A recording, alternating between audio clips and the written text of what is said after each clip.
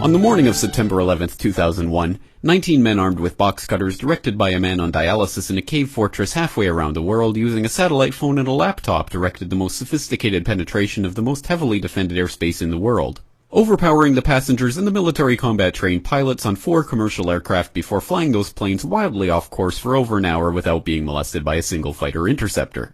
These 19 hijackers, devout religious fundamentalists who like to drink alcohol, snort cocaine, and live with pink-haired strippers, managed to knock down 3 buildings with 2 planes in New York, while in Washington a pilot who couldn't handle a single-engine Cessna was able to fly a 757 in an 8,000-foot descending 270-degree corkscrew turn to come exactly level with the ground, hitting the Pentagon in the Budget Analyst Office where DoD staffers were working on the mystery of the $2.3 trillion that Defense Secretary Donald Rumsfeld had announced missing from the Pentagon's coffers in a press conference the day before, on September 10th, 2001.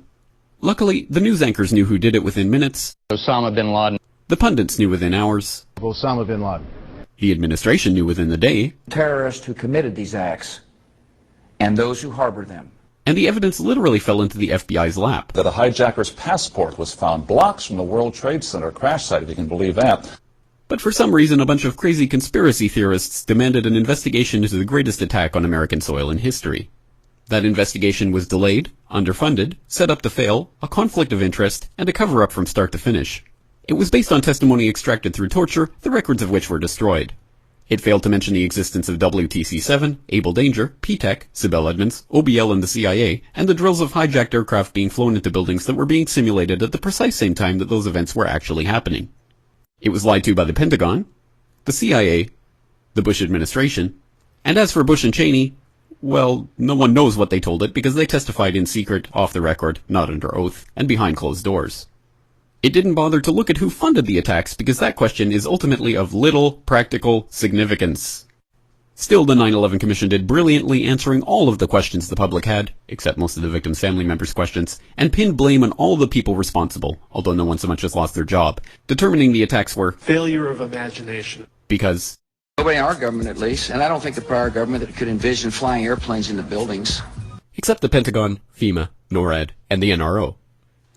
The DIA destroyed 2.5 terabytes of data on Able Danger, but that's okay because it probably wasn't important. The SEC destroyed their records on the investigation into the insider trading before the attacks, but that's okay because destroying the records of the largest investigation in SEC history is just part of routine record keeping. NIST has classified the data that they used for their model of WTC-7's collapse, but that's okay because knowing how they made their model of the collapse would jeopardize public safety. The FBI has argued that all material related to their investigation of 9/11 should be kept secret from the public, but that's okay because the FBI probably has nothing to hide. This man never existed, nor is anything he had to say worthy of your attention, and if you say otherwise, you are a paranoid conspiracy theorist and deserve to be shunned by all of humanity. Likewise him, and her. And her, and her, and him. Osama bin Laden lived in a cave fortress in the hills of Afghanistan, but somehow got away. Then he was hiding out in Tora Bora, but somehow got away.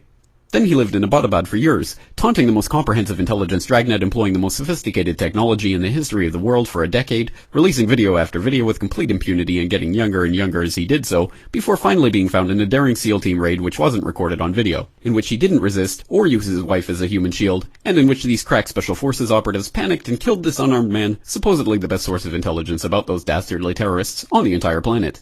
Then they dumped his body in the ocean before telling anyone about it. Then a couple dozen of that team's members died in a helicopter crash in Afghanistan. This is the story of 9/11, brought to you by the media which told you the hard truths about his head could be seen to move violently forward. And they took the babies out of the incubators. And mobile production facilities. And the rescue of Jessica Lynch. If you have any questions about this story, you are a batshit paranoid tinfoil dog-abusing baby hater and will be reviled by everyone. If you love your country and or freedom, happiness, rainbows, rock and roll, puppy dogs, apple pie, and your grandma, you will never ever express doubts about any part of this story to anyone. Ever. This has been a public service announcement by the Friends of the FBI, CIA, NSA, DIA, SEC, MSM, White House, NIST, and the 9/11 Commission. Because ignorance is strength.